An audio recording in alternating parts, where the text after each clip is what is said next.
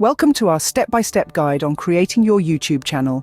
Whether you're aiming to become the next big thing or just want to share your passion with the world, you're in the right place. Hi there. Today, I'm going to walk you through the process of creating your own YouTube channel. It's easier than you might think, and by the end of this video, you'll have your very own platform ready to go. First things first, go to YouTube and sign in with your Google account. If you don't have one, you'll need to create it.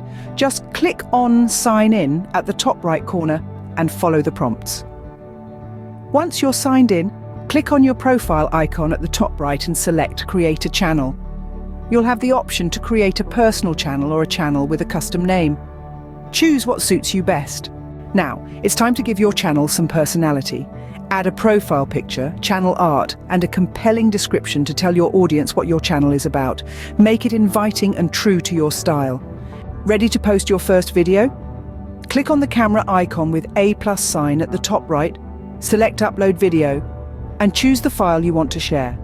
Fill in the title, description, and tags to make it easy for viewers to find your content.